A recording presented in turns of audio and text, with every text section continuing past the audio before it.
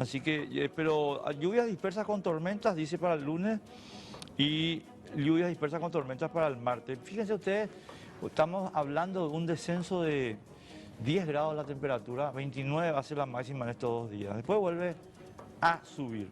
Cerro está empatando, me están diciendo, con Ameliano en este momento. Ameliano recién salió campeón contra nosotros. Así que si no le gana a Cerro, que se rifen, ¿ah? Para poder empezar acá. ¿Eh? No, pues si nos ganó a nosotros, ¿cómo no le gana a Cerro? En fin. Rafa Filisola, ¿cómo estás? ¿Qué tal, Enrique? ¿Vos sos cerrista? Sí, cerrista. Bueno. Y a pelear el club de mi barrio, así, a 2 cuadras de mi casa. O sea, estamos en problemas. Estamos en problemas. ¿Cómo te va, Rafa? Bien, bien. Te voy a preguntar al aire lo que te pregunté al llegar. ¿Qué pasa contigo que no estás más en el candelero así tanto? Bueno, ahora, a ver, estuve haciendo otras cosas y estuve priorizando otras cosas, cuestiones de la facultad y cuestiones profesionales también. Eso uno, pero ahora estoy con todo en la campaña electoral. Porque de repente, como que puede decirse que entraste como una especie de perfil bajo para Sí. la campaña. No, bueno, estaba así con perfil bajo por varias razones. En primer lugar, pues muchas veces me llamaban, por ejemplo, para hablar de temas que no me interesaban hablar, por ejemplo. Sí, estuve dando algunas entrevistas, pero ahora sí, a partir en este periodo de campaña, por ejemplo, sí estuve en varios programas de televisión, hice bastante prensa. Y bueno, y ahora que estamos en campaña electoral, obviamente voy a tener que hacer. Bueno, entremos en campaña. ¿Cuál es tu evaluación de cómo está yendo la campaña electoral en este momento? Digamos, estamos hablando obviamente de la concertación. Hasta ahora hemos cumplido con todos los objetivos que nos hemos trazado. Y a pesar de muchos pronósticos desfavorables que se hacían. Por ejemplo, la concertación fue una realidad. Y una concertación sumamente amplia. O sea, esta concertación que nosotros tenemos hoy no se dio nunca. Por ejemplo, cuando estuvimos con Lugo, por ejemplo, no estuvo Patria Querida, o en las elecciones pasadas, por ejemplo. Ahora está Patria Querida, está gran parte del Frente Guazú. De hecho, Lugo ha tenido, antes del problema de salud, ha tenido una posición muy clara en esa dirección. Y se van sumando sectores que, por ejemplo, inclusive nunca han apoyado ningún proyecto político, por ejemplo, organizaciones campesinas, por citar. Hace un par de semanas Efraín empezó una gira por todo el país y realmente la adhesión que se siente es muy importante. Yo estuve, no te digo en todo, pero una gran parte de esa gira estuve acompañando y actividades con mucha participación y sobre todo desde el punto de vista cualitativo, mucha participación. Rafael, ¿y qué te parece a vos el impacto de las sanciones del gobierno norteamericano en la campaña? Yo te lo pregunto porque yo tengo después una cuestión que quiero plantearte, pero ¿cuál es tu valoración? Hay que leer muy bien desde 2 puntos de vista estas sanciones. Desde un punto de vista electoral, yo no sé si va a ser, muy importante el impacto, pero yo creo que va a haber un impacto. Es decir, hay colorados que ven el problema del crimen organizado y la vinculación del crimen organizado con la política, que ven como un problema serio para el país. Y esos colorados que en este momento no estaban tan seguros de votar por el candidato del Partido Colorado, esta situación les puede convencer de que un proyecto como el que plantea Santi Peña no es viable. Y otra cuestión es esto último que te dije, ¿verdad? Más allá ya del ámbito electoral, yendo a lo que significa la candidatura de Santi Peña, que en realidad no es una candidatura de Peña, es la candidatura de Cartes. Peña es un títere de Cartes. Estas sanciones lo que hacen es corroborar algo que se viene debatiendo desde hace bastante en el país, sobre lo que significa el cartismo. El cartismo, más que un proyecto político, es un proyecto de intereses económicos, un proyecto económico que en realidad está vinculado a actividades delictivas. Inclusive el gobierno de Estados Unidos acusa a Cartes de vinculaciones con organizaciones terroristas, haber facilitado lavado de dinero de organizaciones o de tener vínculos con organizaciones terroristas. Así que esto en realidad hace que un eventual gobierno de Peña no sea viable desde ningún punto de vista. Peña, vamos a suponer, y yo no creo que sea así, pero aunque gane las elecciones, no constituye un gobierno viable para este país, no puede hacer un gobierno viable. Así que yo creo que independientemente a estas sanciones, ¿verdad?, que afectan fundamentalmente a Cartes, con todo esto lo que se evidencia es que el único proyecto viable que tenemos por delante es el proyecto de la concertación. Ahora, a mí me preocupa, y lo hice saber, digamos, hoy en mi artículo en ABC, el llamado al nacionalismo que Sí. eventualmente está formulando el grupo Cartes, ¿verdad? Yo no tengo ninguna duda de que Horacio Cartes no es nacionalista, para mí eso está clarísimo, pero lo que yo y vos pensemos no es el problema, sino lo que piensa el electorado. Y acá, Rafa, creo que si nosotros no explicamos con suficiencia el tema, corremos el riesgo de que ese discurso cale. ¿Por qué? Porque honestamente te digo, y esto es obviamente perceptivo, no tengo ninguna encuesta, yo creo que la mayoría del pueblo paraguayo sí es nacionalista. Nacionalista en el sentido de reivindicar a la patria, a la independencia. Y en consecuencia, el discurso que está haciendo Cartes y el grupo Cartes creo que está bien diseñado para tocar esa fibra, aunque vos y yo sabemos que Cartes no es nacionalista, pero eso hay que explicar. Sí, totalmente. Ahora, eso realmente, ellos van a apelar al nacionalismo. Me acuerdo mucho cuando, por ejemplo, los militantes peronistas decían que cuando hubo un cambio en la política exterior de Estados Unidos con relación a la dictadura de Stroessner, decía que iban a repeler a los americanos con bombas coloradas. Y ese tipo de cosas. O sea, me acuerdo mucho cuando veo, ahora resulta ser que después de las sanciones todos los operadores cartistas se volvieron antiimperialistas, ¿verdad? Y resulta ser que Estados Unidos es el país más corrupto del mundo y es más o menos el imperio del mal. Ahora, realmente uno mira al gobierno de Cartes y es lo contrario, todo lo contrario se puede, de lo que se puede decir de un gobierno patriótico. Y voy a usar esa palabra porque esa palabra tiene una connotación positiva que tenemos que rescatar. Y por el contrario, ha sido un gobierno entreguista. Ha sido un gobierno entreguista.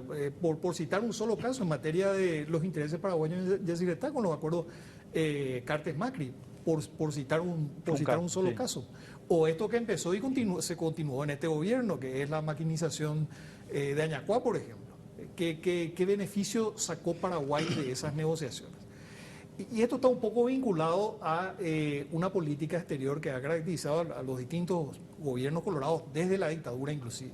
Los que menos pueden hablar de nacionalismo o de sentimiento patriótico son justamente personas que vienen entregando los intereses nacionales nuestros, dicho en términos diplomáticos, en términos de intereses económicos, en términos de intereses estratégicos, con una política exterior que ha estado siempre subordinada a los intereses de otros países, por corrupción, por incapacidad, por lo que sea, ¿verdad?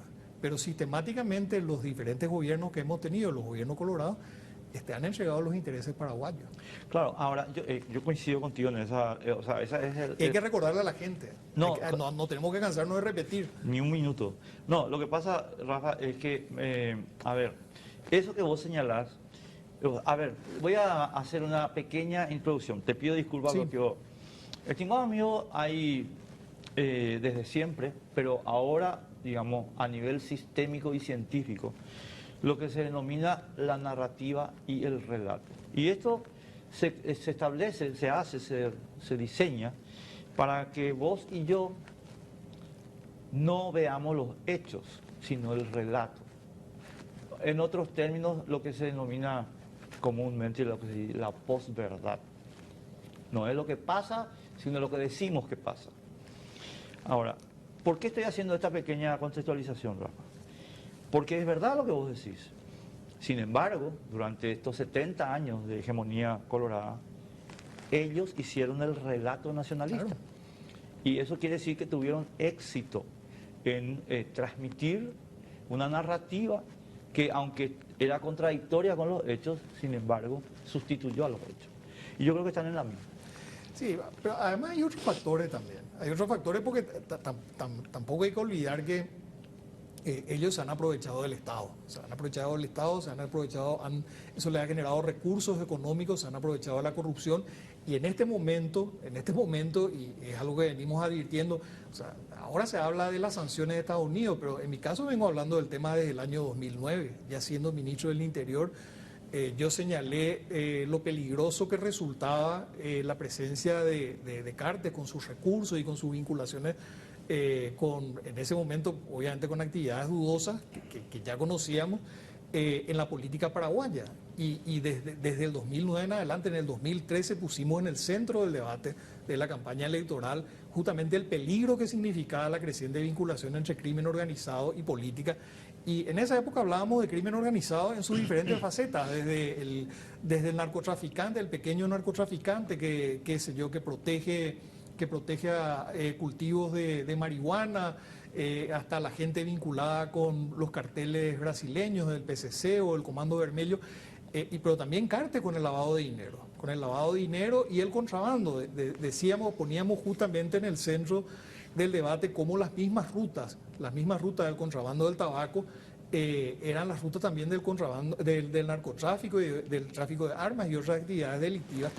Y decíamos que era un peligro entregarle el poder a una persona como esa, ¿verdad? Bueno, en este momento, para mí no es porque la Embajada de los Estados Unidos lo diga o porque el Departamento de Estado y el Departamento del Tesoro de los Estados Unidos hayan sancionado a Cartes, sino es algo que nosotros venimos diciendo hace muchísimo tiempo. Y por supuesto, nosotros como proyecto político somos muy conscientes de que este problema no se va a solucionar desde el exterior. Lo tenemos que solucionar nosotros. ¿Y cómo lo vamos a solucionar?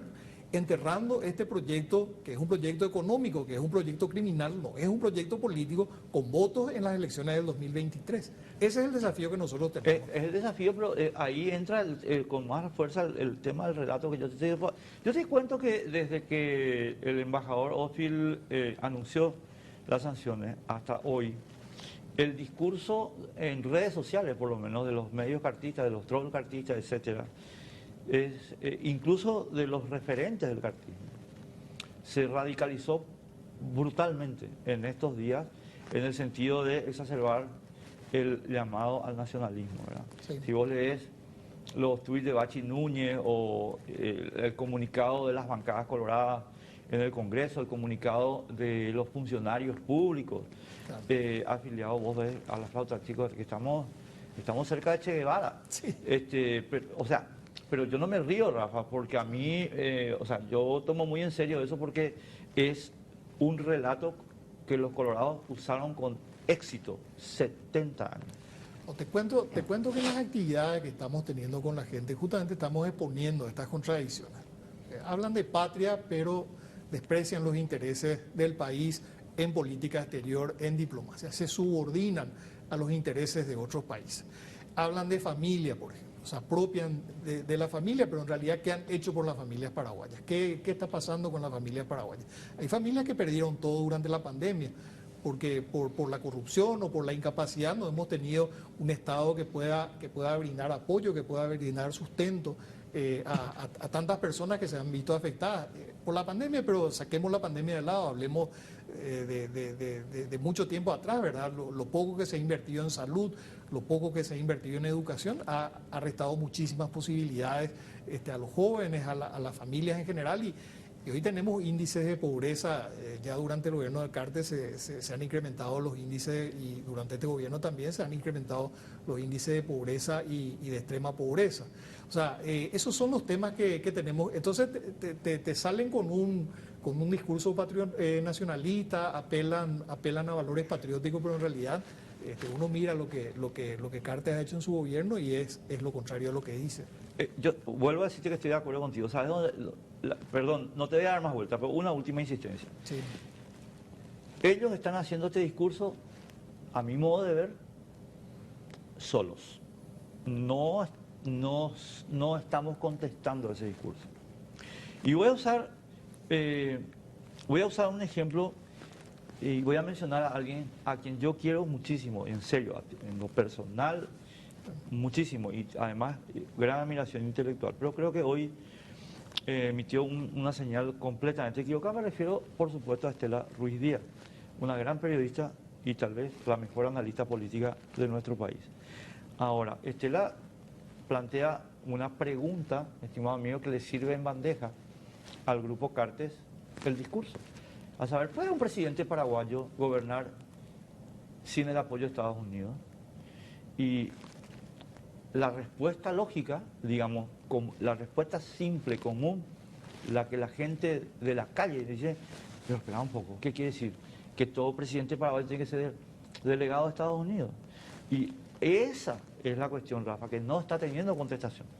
No por lo menos no institucionalmente desde la concertación.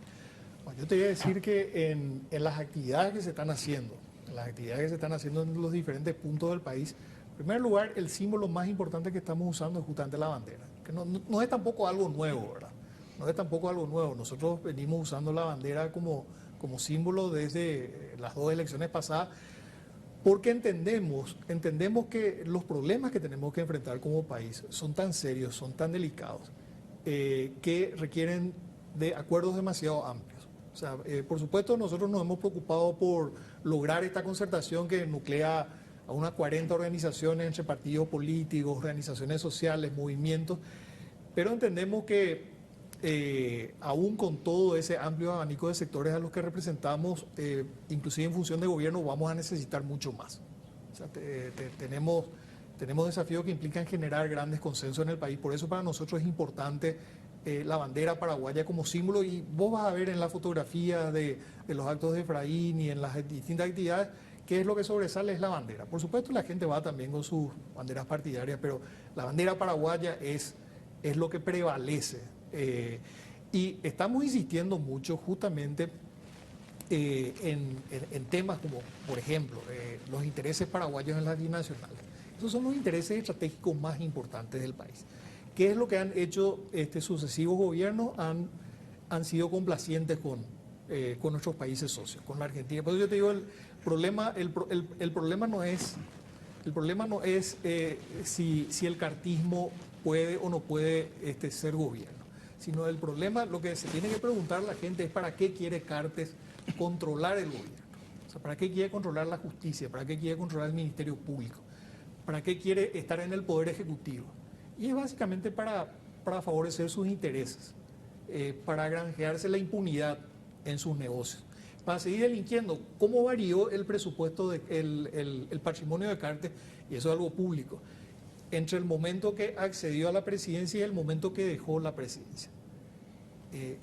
Se incrementó el patrimonio de Cartes en un porcentaje que es imposible de justificar para una persona que constitucionalmente se tenía que dedicar exclusivamente a la tarea de presidente de la República. Y lo más grave, ¿qué hizo con sectores estratégicos de la economía paraguaya? Por ejemplo, él se quedó con una cementera, se ocupó de destruir la cementera pública y se quedó él con una cementera privada. Y así podemos ir dando ejemplos. O lo que hizo con la seguridad. Uno de los temas que más preocupa a la población es el tema de la seguridad. Sí, ¿qué hizo Cartes? Puso la policía a las órdenes del gerente de su tabacalera. Puso la policía al servicio de el contrabando de cigarrillos, básicamente.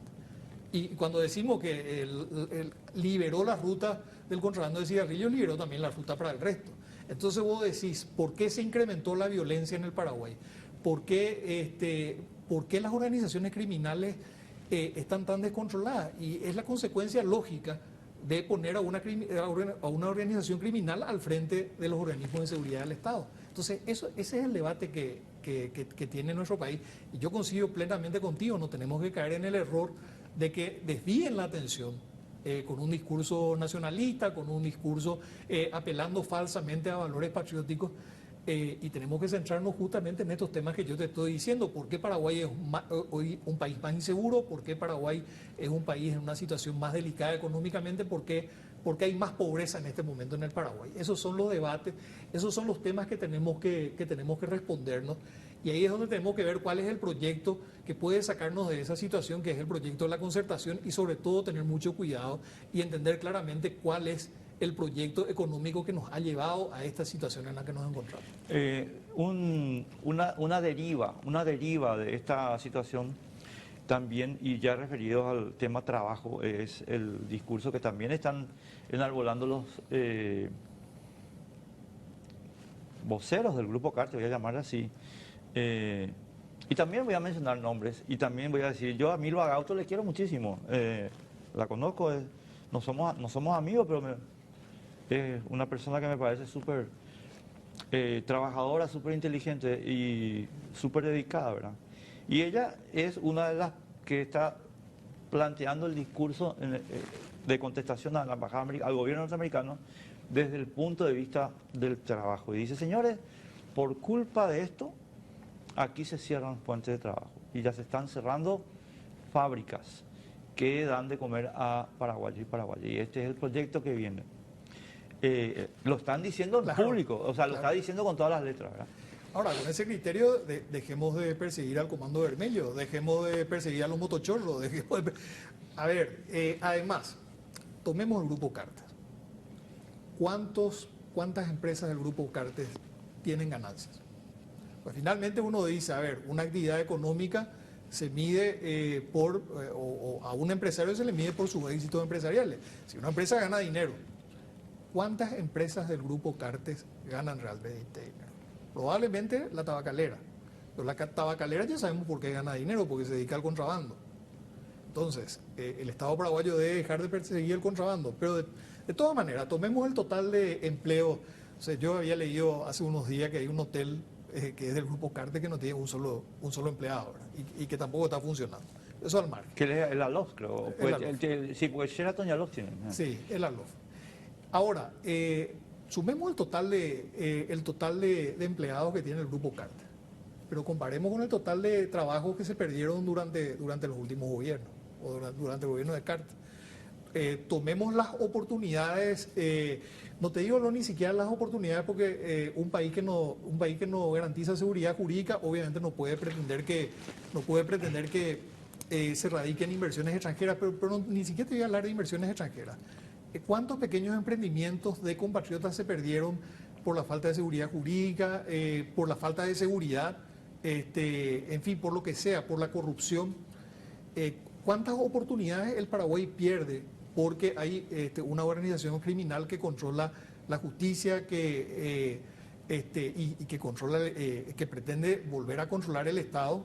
No ha perdido en este tiempo que Cartes dejó de ser presidente, no ha perdido el control total, pero ciertamente no ha tenido el mismo control que han tenido en el tiempo que ellos estuvieron en el poder. Pero tomemos cuántas oportunidades se están perdiendo de personas que quieren abrir pequeños emprendimientos, en fin, de negocios que se ven, o inclusive la distorsión que crea el hecho de que, no sé, el Grupo Cartes vende empanadas en este momento o vende medicamentos subvencionados, hacen dumping. O sea, ¿cuántas pequeñas farmacias se van a cerrar o no pueden competir, o cuántos pequeños, pequeños emprendedores no van a poder competir con negocios en los que en realidad no se están vendiendo productos, se está lavando dinero? O sea, ese es el cálculo que tenemos que hacer. O sea, esta situación, ¿cuántas oportunidades está frustrando? ¿Cuántos negocios legítimos y genuinos están cerrando? Sí, claro. Señor. Ahora, a mí lo que me asusta es que yo te mencioné el caso de Milva. Sí. Porque Milva tiene la ventaja de que es muy popular en redes sociales. Y en consecuencia yo creo que hay un impacto de opinión pública vía redes sociales con el lenguaje que ella usa. Pero, Rafa, y aquí viene algo como que más grave todavía, que a mí me asusta más todavía. El lenguaje que Milva pone a nivel de los perros, te voy a decir, ¿verdad? Es el que usan amigas, aunque ustedes no lo crean, los grandes gremios empresariales de nuestro país. Y si vos mirás desde el jueves hasta hoy, aunque no hubo comunicados oficiales, Cañijape, Mesahuipe mejor, te están diciendo, hay que medir el impacto económico, te dicen, pero así, serios, como si fuera Y es más, yo he escuchado gente cercana al gobierno usando ese discurso. Cuidado con el impacto económico, tenemos que administrar el impacto económico de esto. O sea, por administrar el impacto económico, pues no tenemos que combatir el crimen organizado como acabas de señalar, ¿verdad? Pero lo que me asusta es que ese discurso está normalizado por la élite del Paraguay, Rafa. Y además está muy equivocado. Está muy equivocado. Yo recuerdo que la Unión Industrial Paraguaya, no recuerdo qué año exactamente, pero estaba Lugo todavía de presidente, en un mensaje anual reconoció que en 30 años, en ese momento, con relación a los 30 años pasados, no había crecido nunca la industria como durante ese periodo. O sea, ¿a qué voy? ¿A qué voy? Este modelo que tenemos, no se sostiene. O sea, vos no podés sostener un modelo económico basándote en actividades delictivas, en actividades criminales. Y mucho menos cuando esas actividades amenazan con quedarse con el Estado, porque eso es lo que plantean un control absoluto del Estado. Y tomemos algunos ejemplos de países en la región. Hoy justamente estaba repasando lo que está pasando en algunos países. A ver, ¿cuáles son los países que están en una situación crítica? Venezuela. En Venezuela hay mucho de lo que estamos viendo acá, la vinculación entre organizaciones criminales, narcotráfico y el Estado. Haití.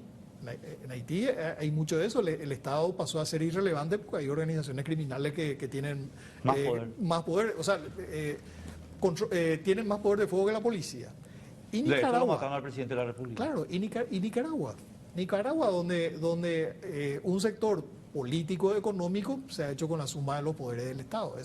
Esa es la realidad. Ahora, ¿son viables esos países? Claro que no son viables. Ahora, si nosotros queremos sumarnos a esa lista de estados fallidos, podemos seguir por el mismo camino. Y si hay gente que cree que Cártel le va a solucionar los problemas económicos y le va a dar trabajo a todos los paraguayos, le pueden entregar la suma de los poderes públicos y nos va a seguir yendo como nos fue durante su gobierno, donde básicamente él se ocupó de lo que dijo que iba a hacer, usar y abusar del Paraguay para sus intereses. Tuvo una política exterior absolutamente entreguista, porque obviamente él sabía que tenía investigaciones abiertas en el Brasil, que tenía investigaciones abiertas en los Estados Unidos, así que obviamente él quería aprovecharse del ejercicio del poder para tener impunidad mientras esté en el poder. Bueno, quiso perpetuarse de hecho en el gobierno cuando impulsó la enmienda, pero también obviamente él no podía tener una política exterior independiente, no podía liderar una política exterior soberana porque tenía cuentas en todos los demás países, Claro, y además no le interesaba. Una figuración mía personal, fíjate Itaipú, por decirte un Claro. caso. O sea, ¿quién nos dice a nosotros que Cartes en un momento dado nos dijo, le voy a dar un quid pro quo a ustedes brasileños, ustedes me dejan pasar el cigarrillo y yo les entrego Itaipú, por ejemplo? Pero claro, pero yo te puedo asegurar que eso fue así. Te puedo asegurar que eso fue así porque además, yo me acuerdo perfectamente cuando Cartes irrumpe en la política, toda la comunidad internacional estaba espantada, o sea, todos sabían quién era Cartes, todos decían. Llegó un momento que, bueno, estuvo en función de gobierno, y yo me acuerdo bien lo que me dijo un embajador, le había dicho, me sorprende bastante que estaban todos tan alarmados y ahora están todos callados. Y me dijo, mira, no te vayas a engañar, en política exterior los estados defienden sus intereses. Y para un estado, tener a una persona como Cartes con tantas cuentas pendientes puede favorecerle. Para un Estado extranjero categórico. Para un estado extranjero, Sí, o sea, señor.